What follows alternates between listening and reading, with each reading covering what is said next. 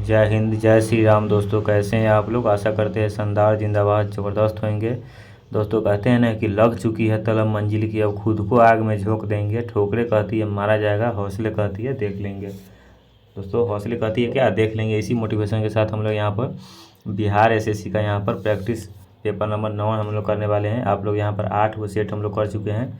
ये आप लोग नहीं देखे होइएगा मेरे चैनल पर, तो पिछला वीडियो आप लोग देख लीजिएगा। पिछला वीडियो मेरे चैनल पर है, ठीक है। तो अब 9 नंबर सेट हम लोग देखने वाले हैं प्रैक्टिस पेपर, ठीक है। पहला क्वेश्चन हम लोग देख लेते हैं यहाँ पर बिना समय गंवाए। आप लोग वीडियो को लास्ट तक बने रहिएगा ताकि सारा आपको जीके जैसे अच्छे से कवर हो जाएगा। और देखिएगा आपका कितना स्कोर हो रहा है। लगभग 80 प्लस जीके जैसे इसमें करने वाले हम।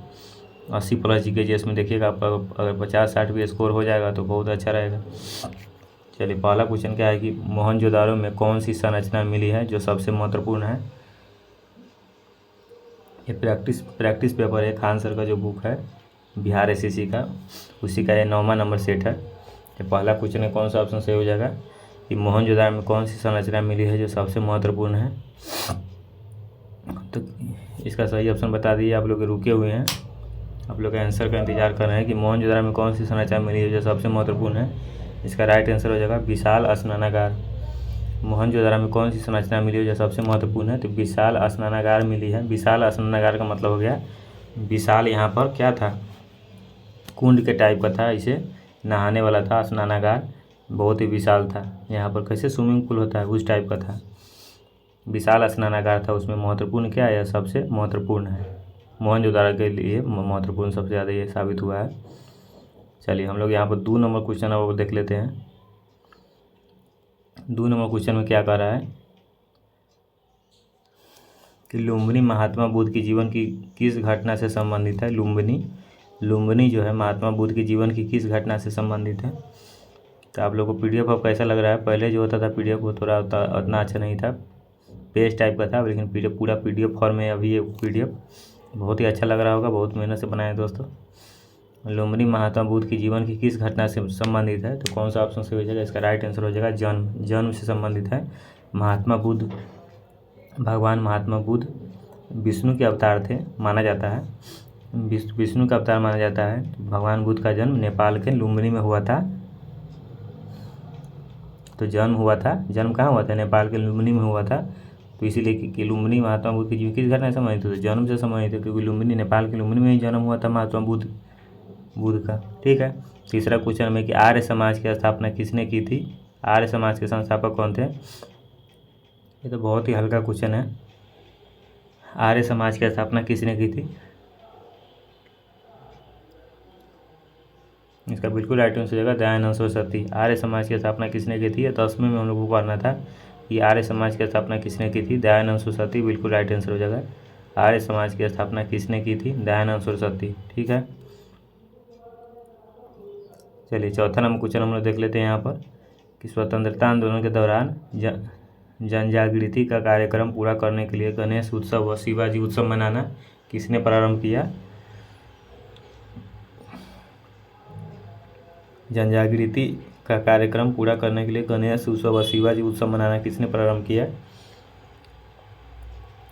लोकमान्य बाल गंगाधर तिलक। लोकमान्य बाल गंगाधर तिलक। लोकमान्य बाल गंगाधर तिलक, यही बिल्कुल राइट आंसर हो जाएगा। स्वतंत्रता आंदोलन के दौरान जनजागृति का कार्यक्रम पूरा करने के लिए गणेश उत्सव व शिवाजी उत्सव मनाना किसने प्रारंभ किया, तो यही प्रारंभ किया लोकमान्य बाल गंगाधर तिलक। लोकमान्य बाल गंगाधर तिलक, ठीक है। 5वां नंबर क्वेश्चन हम लोग देख लेते हैं यहाँ पर। 5वां नंबर क्वेश्चन में कि आज़ाद हिंद फौज का गठन कब हुआ। आज़ाद हिंद फौज का गठन कब हुआ। आज़ाद हिंद फौज, देखिए कितना अच्छा क्वेश्चन है। आज़ाद हिंद फौज का गठन कब हुआ, इसका बिल्कुल राइट आंसर हो जाएगा 1942 में। 1942 में आज़ाद हिंद फौज का गठन हुआ। किसके द्वारा किया गया था, तो हमको तो इसका कौन सा ऑप्शन से किसके द्वारा किया गया था आज़ाद हिंद फौज का गठन, हमको लगता है सुभाष चंद्र बोस। इसका राइट आंसर हो जाएगा सुभाष चंद्र बोस के द्वारा आज़ाद हिंद फौज का गठन हुआ था, ठीक है। 1942 में हुआ था आज़ाद हिंद फौज का गठन। कैप्टन मोहन सिंह रास बिहार बिहारी बोस व निरंजन सिंह के महत्वपूर्ण योगदान से हुआ। इसका गठन 1942 में हुआ था तथा इसकी कमान सुभाष चंद्र बोस को दी गई। देखिए बोले ना, हम अपना मन से बोले थे, इसका व्याख्या में दिया हुआ है। इसका कमान किसको दिया गया? सुभाष चंद्र बोस को दी गई। ठीक है। ये आज़ाद हिंद फौज का जो गठन था उसका कैप्टन कौन था? मोहन सिंह रास बिहारी बोस। मोहन सिंह था और कौन था? रास बिहारी बोस व निरंजन सिंह के महत्वपूर्ण योगदान से हुआ था। और इसका मेन कैप्टन जो था वो सुभाष चंद्र बोस जी थे, स्वतंत्रता सेनानी। ठीक है। चलिए 6ठा नंबर क्वेश्चन हम लोग देख लेते हैं।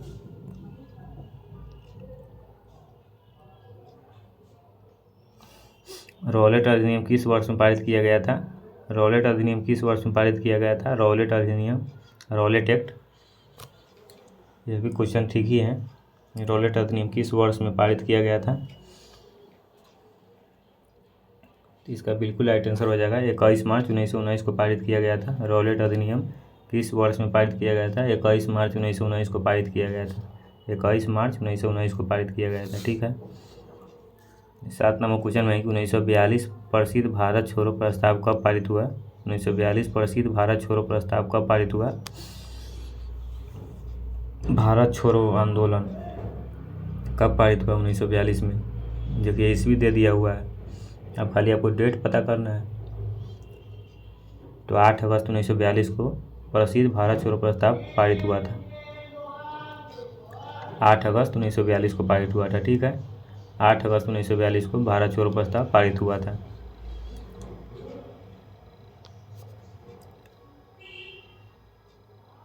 चलिए 8 नंबर क्वेश्चन में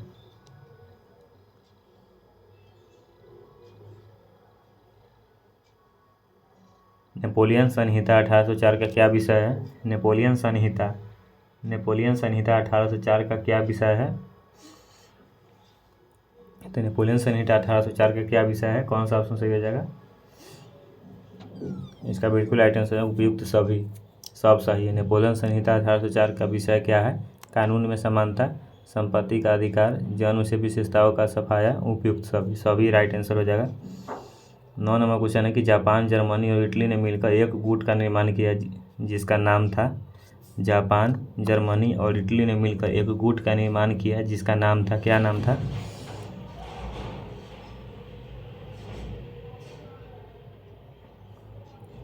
जापान, जर्मनी और इटली ने मिलकर एक गुट का निर्माण किया जिसका क्या नाम था? इसका बिल्कुल राइट आंसर हो जाएगा धूड़ी शक्ति। धूड़ी शक्ति, धूड़ी शक्ति बिल्कुल राइट आंसर हो जाएगा, धूड़ी शक्ति। ठीक है। 10 नंबर क्वेश्चन में कि भारतीय संविधान के किस संशोधन द्वारा प्रस्तावना में 2 शब्द समाजवादी और धर्मनिरपेक्ष जोड़े गए थे? भारतीय संविधान के किस संशोधन द्वारा प्रस्तावना में 2 शब्द समाजवादी और धर्मनिरपेक्ष जोड़े गए थे? समाजवादी और धर्मनिरपेक्ष जोड़े गए थे। तो इसका बिल्कुल राइट आंसर हो जाएगा 42वें संशोधन। ठीक है। 11 नंबर क्वेश्चन में है कि निम्न में से कौन सा कथन भारतीय संविधान की प्रस्तावना के संबंध में सही नहीं है? कौन सा जो कथन है जो भारतीय संविधान की प्रस्तावना के संबंध में सही नहीं है? इसका बिल्कुल राइट आंसर हो जाएगा प्रस्तावना में अभी तक सिर्फ 2 बार ही संशोधन किया गया है। बिल्कुल गलत लिखा हुआ है। इसका राइट आंसर डी हो जाएगा। अभी 2 बार थोड़ी ना हुआ है, बहुत हो गया है संशोधन, 80-90 बार हो गया है संशोधन संविधान। कौन सा कथन भारतीय संविधान के प्रस्तावना सही नहीं है? तो यही सही नहीं है। बाद बाकी हमको लगता है यह सही नहीं, तो ये सब सही होगा, तो वो भी हम देख लेते हैं। यह न्यायविद नहीं है, सही है। स्रोत और ना ही उसकी शक्तियों का निर्देश करती है, प्रस्तावना संविधान का भाग है, ये सब सही है। बल्कि ये गलत लिखा हुआ, तो यही वही पूछ रहा है गलत कौन है, तो ये ऑप्शन हो जाएगा डी। चलिए 12 नंबर क्वेश्चन है कि भारतीय संविधान का कौन सा अनुच्छेद एक स्वतंत्र चुनाव आयोग प्रदान करता है? ये मेरे मोबाइल से जो फोटो खींचा हुआ है उसका नाम लिखा हुआ अंकित पाल। भारतीय संविधान का कौन सा अनुच्छेद एक स्वतंत्र चुनाव आयोग प्रदान करता है? इसका ऑप्शन हम लोग देख लेते हैं। इसका बिल्कुल राइट आंसर हो जाएगा अनुच्छेद 324, अनुच्छेद 324, अनुच्छेद 324। ठीक है। चलिए 13 नंबर क्वेश्चन हम लोग देख लेते हैं। अब 13 नंबर क्वेश्चन है कि भारत में कानूनी अधिसत्ता किसके अधीन है? भारत में कानूनी अधिसत्ता किसके अधीन है? भारत में कानूनी अधिसत्ता किसके अधीन है? तो 13 का यहाँ पर बिल्कुल राइट आंसर हो जाएगा संसद। संसद। भारत में कानूनी अधिसत्ता किसके अधीन है? तो संसद के अधीन है। चलिए 14 नंबर क्वेश्चन में है कि किसी राज्य के मुख्यमंत्री की नियुक्ति किसके द्वारा की जाती है? किसी राज्य के मुख्यमंत्री की नियुक्ति किसके द्वारा की जाती है? किसी राज्य के मुख्यमंत्री की नियुक्ति किसके द्वारा की जाती है? तो किसी भी राज्य के मुख्यमंत्री की नियुक्ति यहाँ पर बिल्कुल राइट आंसर हो जाएगा राज्यपाल के द्वारा की जाती है। किसी राज्य के मुख्यमंत्री की नियुक्ति करने का अधिकार क्या है? राज्यपाल के पास है। राज्यपाल राज्य विधानसभा चुनावों में बहुमत दल का नेता को मुख्यमंत्री की शपथ दिलाता है। क्या करता है राज्यपाल? राज्य विधानसभा जो होता है, राज्य कोई भी राज्य का विधानसभा जो होता है उसके चुनाव में बहुमत दल का जो नेता होता है मुख्यमंत्री की शपथ दिलाता है उसी को। ठीक है। मुख्यमंत्री राज्य कार्यपालिका का वास्तविक अध्यक्ष होता है। मुख्यमंत्री क्या होता है? राज्य कार्यपालिका का वास्तविक अध्यक्ष होता है। ठीक है। ठीक है। आप लोग को व्याख्या सहित आप लोग को बता रहे हैं दोस्तों, बारीकी से समझते चलिएगा और थोड़ा शेयर इतना फैला दीजिए वीडियो को। मतलब जो भी कंपटीशन का तैयारी कर रहे हैं, जो भी जीके जीएस कमज़ोर है, जो भी स्टूडेंट का जो एसएससी की तैयारी करता है उसका जीके जीएस कमज़ोर ही रहता है, तो फैला दीजिए पूरा इसको। आप लोग का प्यार आशीर्वाद से हम चाहना बस चाहिए, बस मेहनत हम खुद करेंगे, थोड़ा प्यार आशीर्वाद बनाए रखिएगा। और दूसरा क्या कह सकते हैं आप लोग को, बस यही उम्मीद कर सकते हैं आप लोग से। चलिए 15 नंबर क्वेश्चन है कि भारत के उपराष्ट्रपति के निर्वाचन मंडल में शामिल होते हैं। भारत के उपराष्ट्रपति जो है इसके निर्वाचन मंडल में कौन शामिल होता है? निर्वाचित होते हैं तब उपराष्ट्रपति।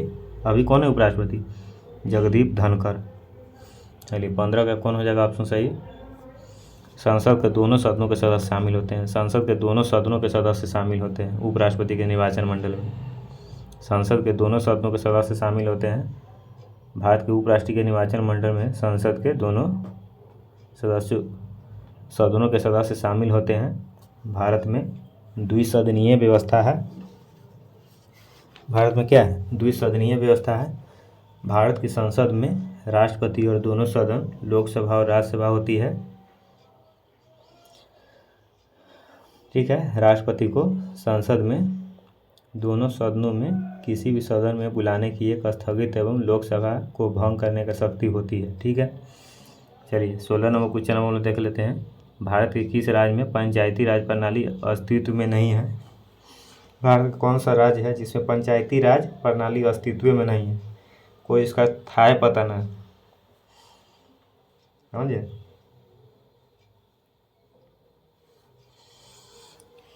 पंचायती राज प्रणाली अस्तित्व में नहीं है, इसका बिल्कुल राइट आंसर हो जाएगा उपयुक्त सभी।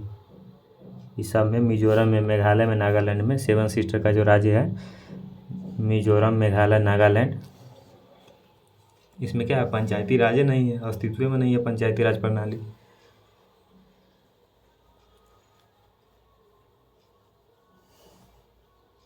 क्योंकि ये राज्य क्या है? संविधान के अनुच्छेद 243 के अंतर्गत नहीं आते हैं। किस लिए नहीं है?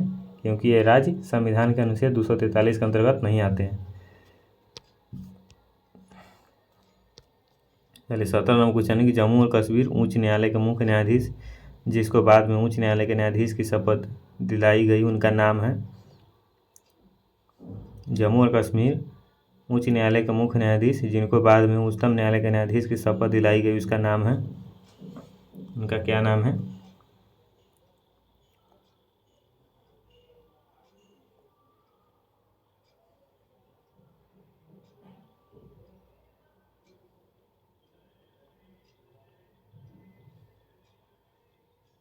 जम्मू कश्मीर उच्च न्यायालय के मुख्य न्यायाधीश जिसको बाद में उच्चतम न्यायालय के न्यायाधीश की शपथ दिलाई उनका नाम है, क्या नाम है?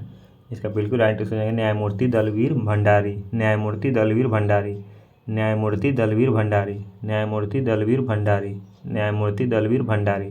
ठीक है। 18 नंबर क्वेश्चन है कि किस राज्य का पृथक संविधान था? किस राज्य का पृथक संविधान था?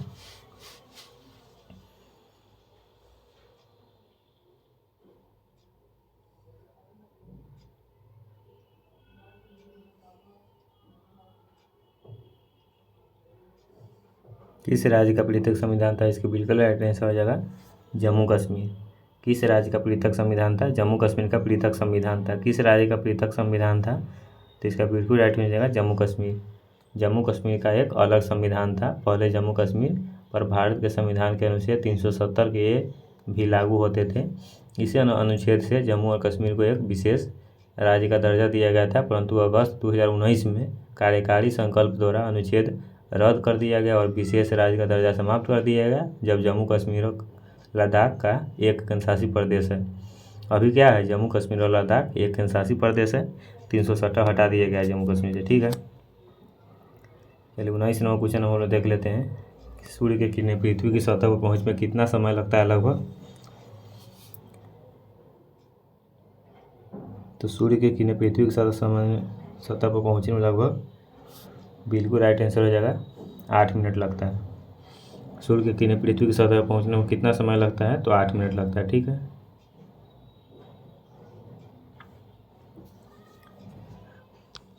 चलिए 20 नंबर क्वेश्चन है कि फिनलैंड की शासकीय मुद्रा है। फिनलैंड की शासकीय मुद्रा है। फिनलैंड की शासकीय मुद्रा क्या है?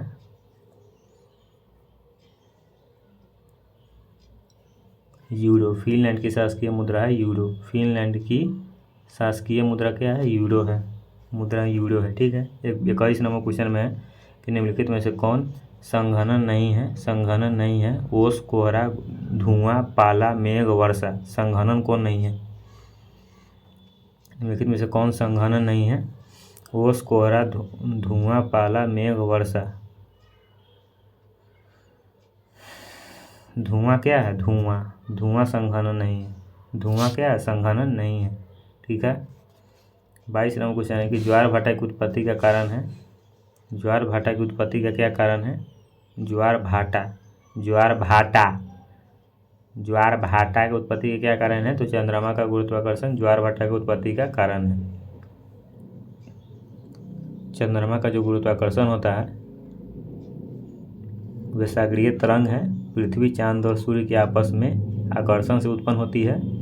पृथ्वी, चांद और सूर्य के आपस में आकर्षण से उत्पन्न होती है। 24 घंटे में प्रत्येक स्थान पर 2 बार ज्वार भाटा आता है। पूरा 24 घंटे में प्रत्येक स्थान पर क्या है? 2 बार ज्वार भाटा आता है। तब ना देखते हैं समुद्र में ज्वार भाटा कैसे आ जाता है? तो चंद्रमा के गुरुत्वाकर्षण के कारण ऐसा होता है। तो 22 का सी नंबर ऑप्शन सही हो जाएगा। 23 नंबर क्वेश्चन में है कि बीबीपुर एक नजफगढ़ झील किस प्रकार के प्राकृतिक क्षेत्र में स्थित है? बीबीपुर एक नजफगढ़ झील किस प्रकार के प्राकृतिक क्षेत्र में स्थित है? मैदानी क्षेत्र में स्थित है। बीबीपुर एक नजफगढ़ झील किस प्रकार के प्राकृतिक क्षेत्र में स्थित है? तो मैदानी क्षेत्र में स्थित है। 24 नंबर क्वेश्चन है कि एशिया में तीसरा सबसे अधिक आबादी वाला देश कौन सा है? एशिया में तीसरा सबसे अधिक आबादी वाला देश कौन सा है? एशिया का बात कर रहा है, वो तीसरा देश पूछ रहा है कि एशिया में तीसरा सबसे अधिक आबादी वाला देश कौन सा है? कौन हो जाएगा? इंडोनेशिया। तो एशिया में पहला कौन हो जाएगा? एशिया में पहला अब इंडिया हो गया है, फिर चाइना हो जाएगा, फिर इंडोनेशिया तीसरा। तो पूछिए दिया है क्या? पहले चाइना था लेकिन अब इंडिया हो गया है। इंडिया तो पूरा दुनिया में फर्स्ट नंबर पर है आबादी के मामले में। चलिए 25 नंबर क्वेश्चन देख लेते हैं हम लोग। म्यांमार, इसका नया नाम क्या है? बर्मा। इसका बिल्कुल राइट आंसर हो जाएगा बर्मा। म्यांमार का नया नाम हो गया है बर्मा। ठीक है, म्यांमार का नया नाम क्या हो गया? बर्मा हो गया म्यांमार का नया नाम। ठीक है, 26 नंबर क्वेश्चन में 26 नंबर क्वेश्चन में क्या है कि निम्न में से सही जोड़े का मिलान कीजिए। सही जोड़ा कौन कौन है?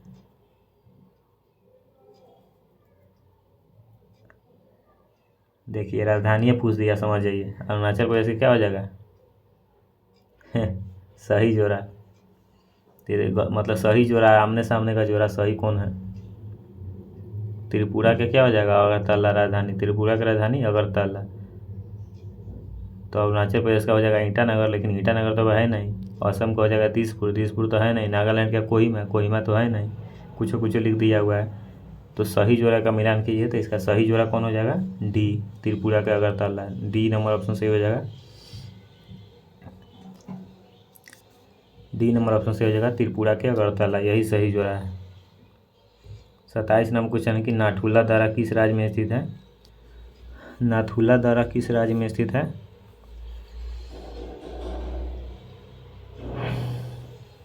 नाथुला दर्रा किस राज्य में स्थित है। इसका बिल्कुल राइट आंसर हो जाएगा सिक्किम में स्थित है नाथुला दर्रा। नाथुला दर्रा किस राज्य में स्थित है, तो सिक्किम में स्थित है। नाथुला दर्रा किस राज्य में स्थित है, सिक्किम में स्थित है, सिक्किम में। नाथुला दर्रा किस राज्य में स्थित है, सिक्किम में स्थित है। 28 नंबर क्वेश्चन है कि नागार्जुन सागर बांध किस नदी पर स्थित है। नागार्जुन सागर बांध किस नदी पर स्थित है। नागार्जुन सागर बांध किस नदी पर स्थित है, वह कौन है। नागार्जुन सागर बांध, नागार्जुन।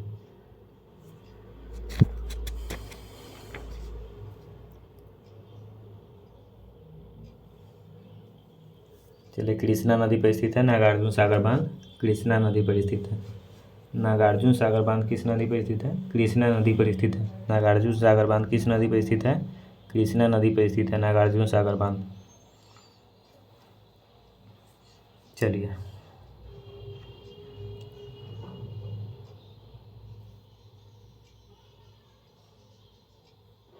उनतीस नंबर क्वेश्चन है कि किसी मरु क्षेत्र में मृदा अपरदन को रोका जा सकता है।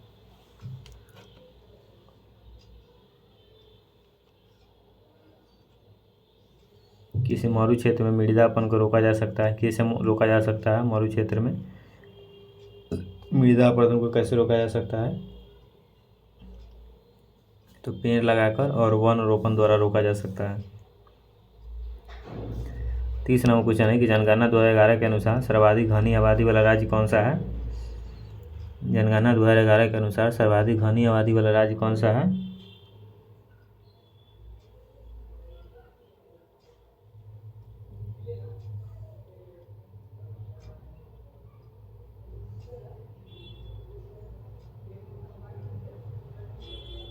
इसका बिल्कुल राइट आंसर हो जाएगा उत्तर प्रदेश। ठीक है, 31 नंबर क्वेश्चन है कि वैश्वीकरण से क्या तात्पर्य है। वैश्वीकरण से क्या तात्पर्य है, तो 31 का डी नंबर ऑप्शन सही होगा उपयुक्त में से कोई नहीं। उपयुक्त में से कोई नहीं, इसमें से कोई तात्पर्य नहीं है वैश्वीकरण से। 32 नंबर क्वेश्चन है कि 1 रुपया के नोट किसके द्वारा जारी किए जाते हैं। 1 रुपया के नोट किसके द्वारा जारी किए जाते हैं। 1 रुपया के नोट भारत सरकार द्वारा जारी किए जाते हैं। भारत सरकार द्वारा जारी किए जाते हैं।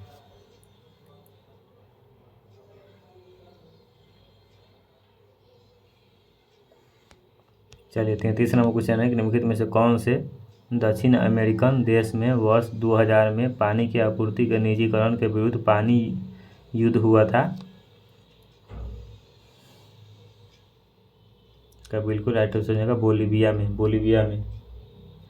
बोलीविया में हुआ था, पानी के लिए युद्ध हुआ था। समझ आइए, पानी के लिए युद्ध हुए थे बोलीविया में, पानी के लिए युद्ध हुआ था। बोलीविया में क्या हुआ था, पानी के लिए युद्ध हुआ था, पानी के लिए युद्ध हुआ था। ठीक है, 34 नंबर क्वेश्चन है कि निम्न में से कौन नकारात्मक स्वतंत्रता का प्रतिपादक है। निम्न में से कौन है जो नकारात्मक स्वतंत्रता का प्रतिपादक है। निम्न में से कौन है जो नकारात्मक स्वतंत्रता का प्रतिपादक है, तो आइजिया बर्लिन। आइजिया बर्लिन नकारात्मक स्वतंत्रता का प्रतिपादक है, आइजिया बर्लिन। ठीक है, 35 नंबर क्वेश्चन में है कि मानवाधिकार दिवस कब मनाया जाता है। मानवाधिकार दिवस कब मनाया जाता है। मानवाधिकार दिवस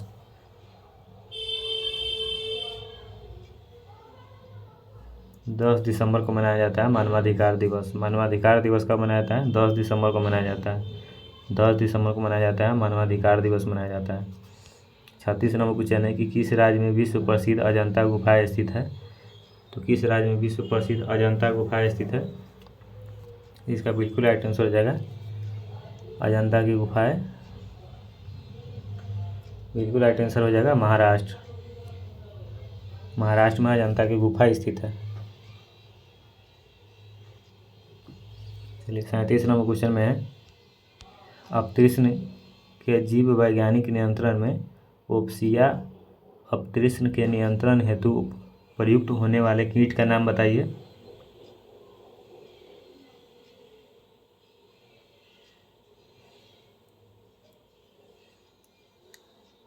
कांचनील कीट, कांचनील कीट, कांचनील कीट।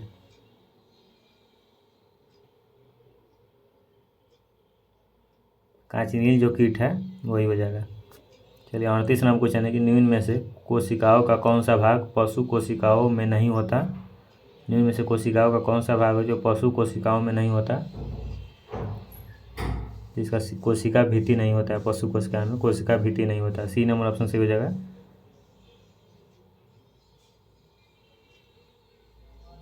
चलिए 39 नंबर क्वेश्चन में क्या कह रहा है,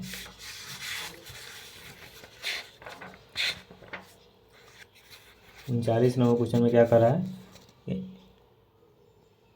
यहाँ पर लिखा हुआ है कि एंजाइम मदद करता है, किसको मदद करता है, एंजाइम मदद करता है, थोड़ा कट गया हुआ है, एंजाइम मदद करता है तो श्वसन क्रिया को मदद करता है, या भोजन पचाने में मदद करता है, या इम्यून तंत्र में मदद करता है, या प्रजनन तंत्र में मदद करता है। ये थोड़ा कट गया है, चलिए बता दीजिए।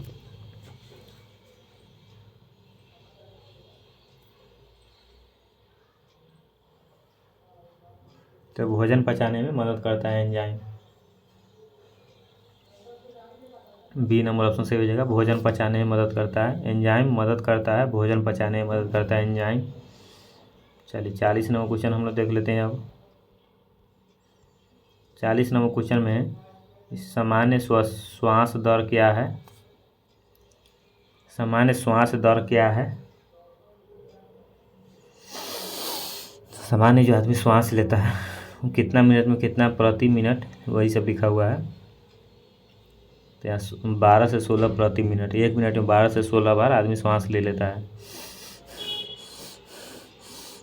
ऐसे कर करके 12 से 16 बार श्वास ले लेता है आदमी एक मिनट में, प्रति मिनट है 12 से 16 बार प्रति मिनट। एग्जाम में क्वेश्चन पूछेगा तो 1 मिनट श्वास ले लीजिएगा, उसके बाद टिक कर दीजिएगा, याद नहीं रहेगा तो।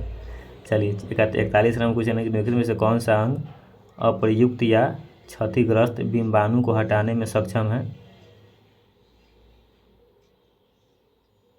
निम्नलिखित में से कौन सा जो अंग है अप्रयुक्त या क्षतिग्रस्त डिम्बाणु को हटाने में सक्षम है। तिल्ली, इसका बिल्कुल राइट आंसर हो जाएगा तिल्ली। चलिए 42 नंबर क्वेश्चन में कि नर प्रजनन तंत्र के विषय में कौन सा विकल्प सही है। नर प्रजनन तंत्र के विषय में कौन सा विकल्प सही है, तो प्रोस्टेट ग्रंथि, टेस्टोस्टेरोन, शुक्राणु।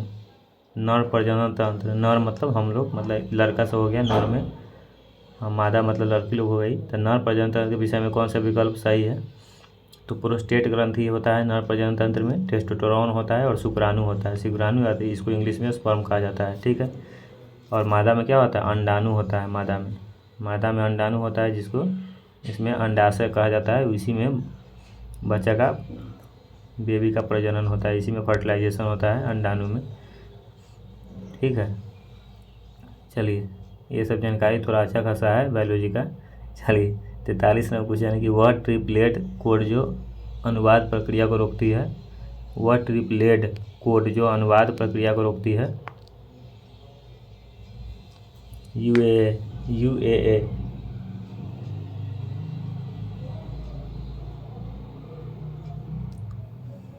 चलिए 44 नंबर क्वेश्चन में कि निम्नलिखित में से कौन सा पादप मलेरिया रोधी दवा का एक स्रोत है। निम्नलिखित में से कौन सा पादप मलेरिया रोधी दवा का एक स्रोत है।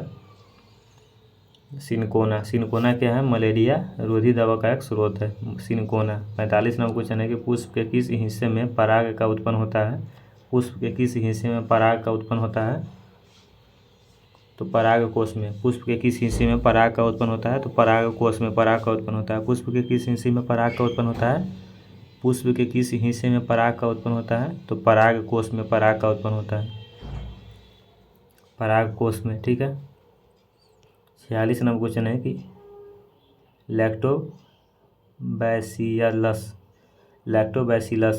लैक्टोबैसिलस इसमें विशेष भूमिका निभाता है। दूध से दही जमाने में इसका नाम हार्ड हो गया लैक्टोबैसिलस, तो इसको छोड़ दिए। लैक्टिक हम सीधा याद कर लीजिएगा, लैक्टिक, दूध से दही बनाने में लैक्टिक। लैक्टोबैसिलस लिख दिया हुआ है, तो लैक्टिक इसमें विशेष भूमिका निभाता है, दूध दही जमाने में लैक्टोबैसिलस। चलिए 47 नंबर क्वेश्चन है कि संगठन का उच्चतम स्तर क्या है। संगठन का उच्चतम स्तर क्या है।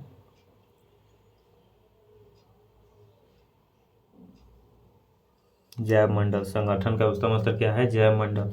जैव मंडल संगठन का उच्चतम स्तर जैव मंडल है।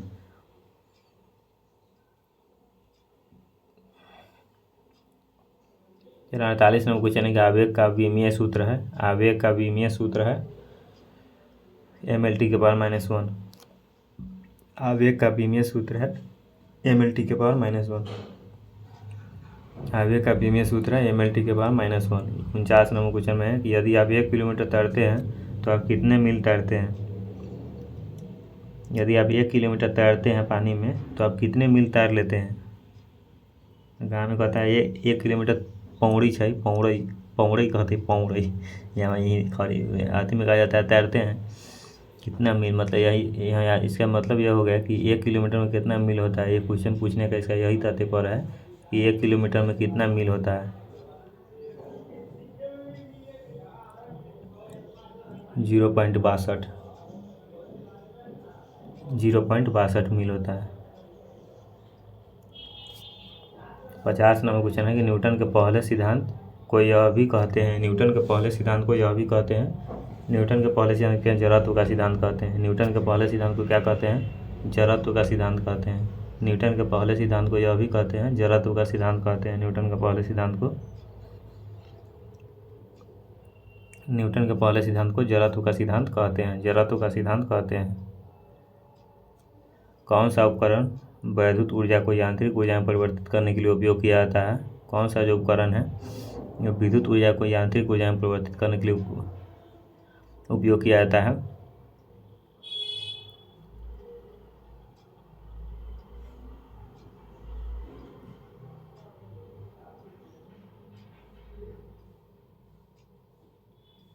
इसका बिल्कुल राइट आंसर हो जाएगा सी,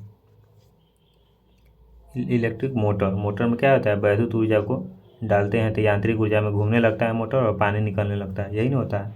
चलिए 52 नंबर क्वेश्चन है कि मानवों की ध्वनि उत्पन्न होती है। मानवों में ध्वनि उत्पन्न होती है। मानवों में ध्वनि किस प्रकार से उत्पन्न होती है, तो कंठ द्वारा उत्पन्न होती है ध्वनि। मानवों में ध्वनि उत्पन्न होती है कंठ द्वारा उत्पन्न होती है। मानवों में ध्वनि कंठ द्वारा उत्पन्न होती है। 53 नंबर क्वेश्चन में है कि गुरुत्वाकर्षण गुरुत्वीय त्वरण जी का मान किसके समान घटता है।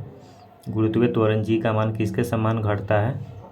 जी का मान किसके समान घटता है, तो ऊंचाई के समान घट जाता है। गुरुत्वीय त्वरण जी का मान किसके समान घटता है, तो ऊंचाई के समान घट जाता है। गुरुत्वीय त्वरण जी का मान किसके समान घटता है, तो ऊंचाई के समान घटता है। 54 नंबर क्वेश्चन कि निम्नलिखित में से कौन सा मलेरिया परजीवी है, तो प्लाज्मोडियम मलेरिया परजीवी है। प्लाज्मोडियम मलेरिया परजीवी है।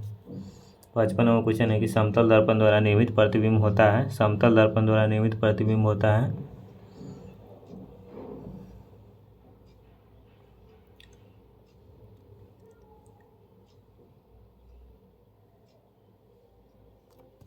दर्पण के पीछे आभासी तथा वस्तु के आकार के समान।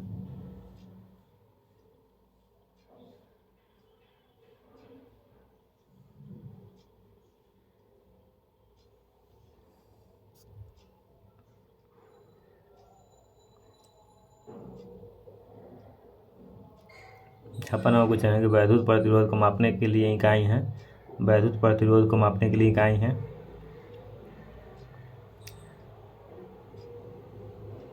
ओम। वैद्युत प्रतिरोध को मापने के लिए इकाई है ओम। वैद्युत प्रतिरोध को मापने के लिए क्या इकाई है, ओम इकाई है। ऐसा ही मात्रक। 57 नंबर क्वेश्चन है कि स्पंज किस प्रकार के छिद्र से संबंधित है, उसी प्रकार रबर संबंधित है। स्पंज किस प्रकार के छिद्र से संबंधित है, उसी प्रकार से रबर किस संबंधित है। रबर किससे संबंधित है, तो प्रत्यास्थ से संबंधित है। प्रत्यास्थ से संबंधित है। 58 नंबर क्वेश्चन में है कि 4 जारों में क्रमशः O2 CO2 H2 और N2 गैस भरी है। 4 जारों में क्रमशः O2 CO2 H2 N2 O2 oxygen, CO2 carbon dioxide, H2 hydrogen, N2 nitrogen gas भरी है। निम्नलिखित में से किस परीक्षण द्वारा इन 4 गैसों को पहचान की जा सकती है।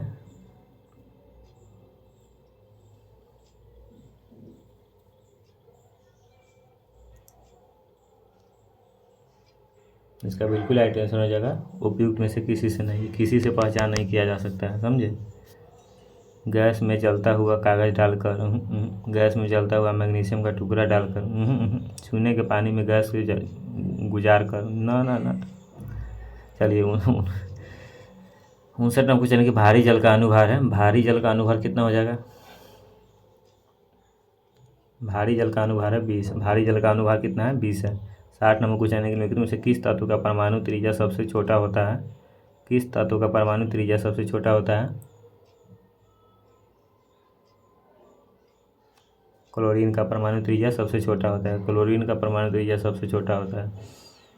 इन्वर्टर बैटरी में कौन सा एसिड उपयोग में लिया जाता है, H2SO4। इन्वर्टर बैटरी में कौन सा एसिड उपयोग में लिया जाता है, इन्वर्टर और बैटरी में H2SO4 है। इसका क्या हो जाएगा,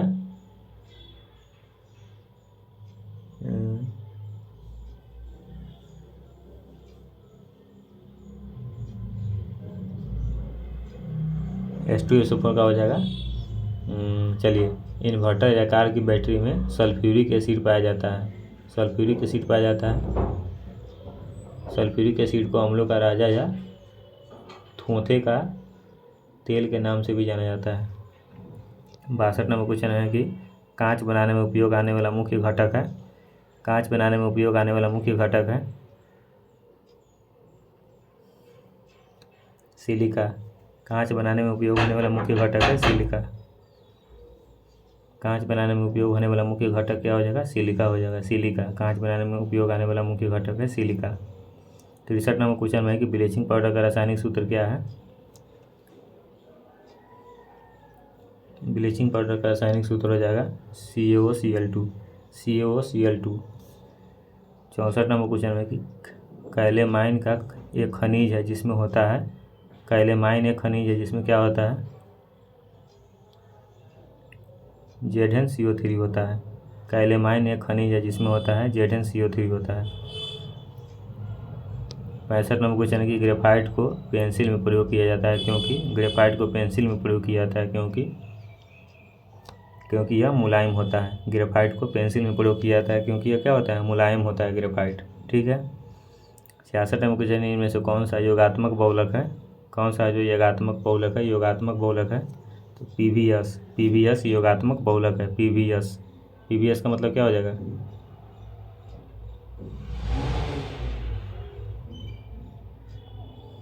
बताइएगा कमेंट करके। 67 नंबर क्वेश्चन है कि बिहार की कौन सी महिला Indian national army Azad Hind फौज में शामिल हुई थी। बिहार की कौन सी महिला है जो Indian national army Azad Hind फौज में शामिल हुई थी, तो इसका बिल्कुल राइट आंसर हो जाएगा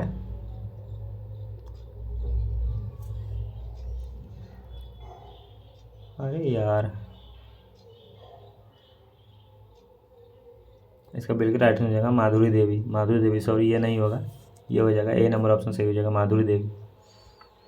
68 नंबर क्वेश्चन है कि बिहार के पंचायत निकाय में महिलाओं को 50% आरक्षण किस वर्ष दिया गया था। बिहार के पंचायत निकायों में महिलाओं को 50% आरक्षण किस वर्ष दिया गया था। महिलाओं को 50% आरक्षण दिया गया था, 2006 में दे दिया गया था।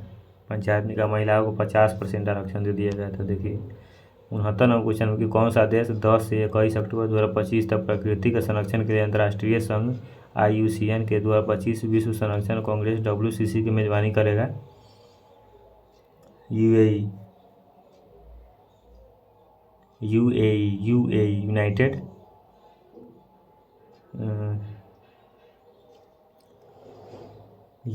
संयुक्त अरब अमीरात, संयुक्त अरब अमीरात, यूनाइटेड क्या हो जाएगा इसका इंग्लिश में,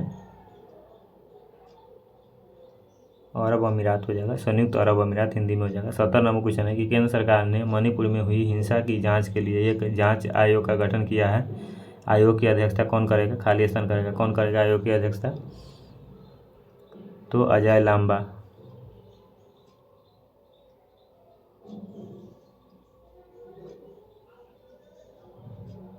अजय लांबा करेंगे। अजय लांबा कौन है, अजय लांबा, तो अजय लांबा कौन है, आयोग की अध्यक्षता गुवाहाटी उच्च न्यायालय के पूर्व मुख्य आयोग की अध्यक्षता मुख्य न्यायाधीश का अजय लांबा करेंगे।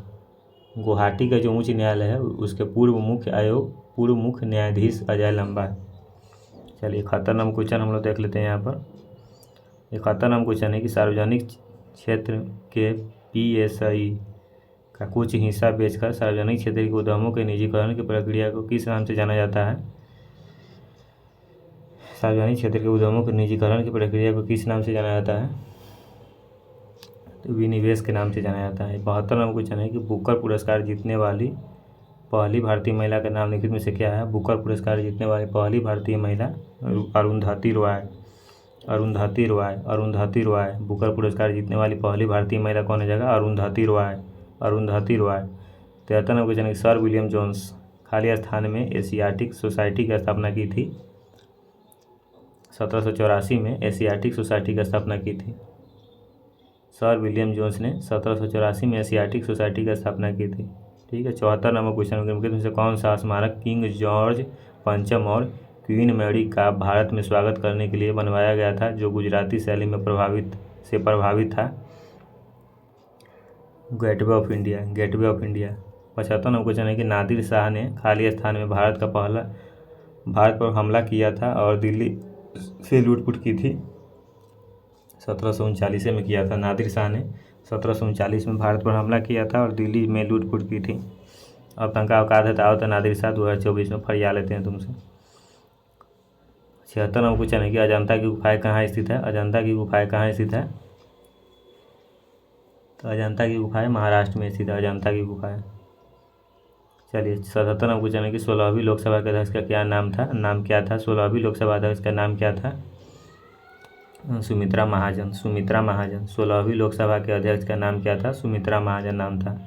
सुमित्रा महाजन। 78 नंबर क्वेश्चन में है कि भारत के दोनों सदनों लोकसभा राज्यसभा द्वारा पारित किए गए सभी विधेयक खाली स्थान के अनुमोदन के बाद ही लागू हो सकते हैं। भारत के दोनों सदनों लोकसभा राज्यसभा द्वारा पारित किए गए सभी विधेयक राष्ट्रपति के अनुमोदन द्वारा ही लागू हो सकते हैं, के बाद ही लागू हो सकते हैं। 79 नंबर क्वेश्चन है कि भारतीय संविधान के अनुसार पंचायत सदस्य होने के लिए आवश्यक न्यूनतम आयु कितनी है? देखिए पॉलिटी का क्वेश्चन यहाँ पर आ गया कि भारतीय संविधान के अनुसार पंचायत का सदस्य होने के लिए आवश्यक न्यूनतम आयु कितना होना चाहिए? तो आपको न्यूनतम आयु आवश्यक होना चाहिए कितना? 21 वर्ष होना चाहिए मात्र। मुखिया में क्या हो जाए? खड़ा हो सकते हैं। चलिए 80 नंबर क्वेश्चन में से कौन सा स्वतंत्रता सेनानी का संबंध काकोरी रेलगाड़ी डकैती कांड से नहीं था? निम्न में से कौन सा स्वतंत्रता सेनानी का संबंध जो काकोरी रेलगाड़ी डकैती कांड से नहीं था?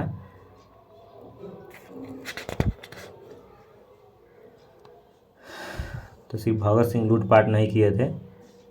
चोर बुद्धि वाला बुद्धि न है भगत सिंह के। ठीक है। ये सब क्या है? काकोरी रेलगाड़ी डकैती कांड में शामिल नहीं था। तो भगत सिंह नहीं थे शामिल। राम प्रसाद बिस्मिल शामिल था। अशफाक उल्ला खान शामिल थे। चंद्रशेखर आज़ादी शामिल था। ये सब पूरा ट्रेने के कोयला उला सब लूट लिया था। पूरा कोयला अंग्रेज के जा रहा था, फिल्मों में दिखाया गया। पूरा कोयला तोयला लूट लाट के पूरा बर्बाद कर दिए।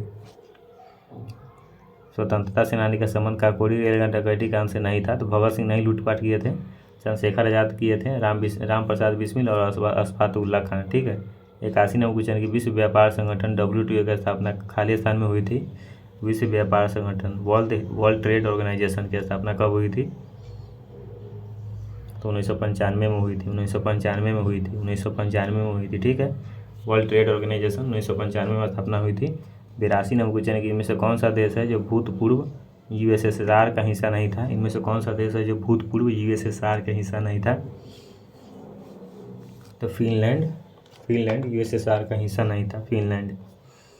फिनलैंड। ठीक है। 83 नंबर क्वेश्चन है कि निम्नलिखित में से किस राज्य में प्रसिद्ध सूर्य मंदिर स्थित है?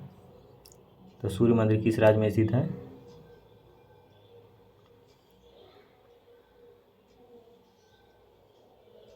सूर्य मंदिर किस राज्य में स्थित है? तो उड़ीसा में स्थित है। 84 नंबर क्वेश्चन है कि नेशनल इन्फॉर्मेटिक्स सेंटर NIC खाली स्थान में स्थापित किया गया था? तो 1976 में स्थापित किया गया था। नेशनल इन्फॉर्मेटिक्स सेंटर 1976 में स्थापित किया गया था। ठीक है। 85 नंबर क्वेश्चन में है कि सिरिस्का राष्ट्रीय उद्यान खाली स्थान में कहाँ है? सिरिस्का राष्ट्रीय उद्यान कहाँ है? तो राजस्थान में। सिरिस्का राष्ट्रीय उद्यान कहाँ है? राजस्थान में स्थित है। सिरिस्का राष्ट्रीय उद्यान कहाँ है? सिरिस्का राष्ट्रीय उद्यान राजस्थान में स्थित है। सिरिस्का राष्ट्रीय उद्यान कहाँ है? सिरिस्का राष्ट्रीय उद्यान राजस्थान में। सिरिस्का राष्ट्रीय उद्यान कहाँ है? राजस्थान में स्थित है। ठीक है, सिरिस्का राष्ट्रीय उद्यान कहाँ है? तो राजस्थान में स्थित है। देखिए 85 को बोले ना आपको हम शुरू में कि 85 को में आप कितना स्कोर पाए हैं। अगर 70 को सही किए हैं तो आपको थैंक यू सो मच, बिल्कुल राइट आंसर है, बिल्कुल सही है, बिल्कुल आप सही जा रहे हैं। जीके जैसा आपका बहुत ही अच्छा है। ठीक है, वीडियो को दोस्तों लाइक करिएगा, सब्सक्राइब करिएगा चैनल को, वीडियो को लाइक जरूर करिएगा, दोस्तों के साथ शेयर जरूर करिएगा। और राम जी का नाम लेकर एक वीडियो को आप अंत तक देखे हैं तो राम राम जय श्री राम लिख दीजिएगा, जय बजरंगबली लिख दीजिएगा। चलिए, क्योंकि जब तक राम जी का नाम नहीं लीजिएगा कोई भी काम करने पहले से राम का नाम लीजिए, आपका काम सफल हो जाएगा। ठीक है, चलिए मिलते हैं नेक्स्ट क्लास में नेक्स्ट कंटेंट के साथ। नेक्स्ट यहाँ पर आगाज़ करेंगे यहाँ पर हम लोग। ठीक है, जय हिंद, जय भारत, वंदे मातरम, हर हर महादेव।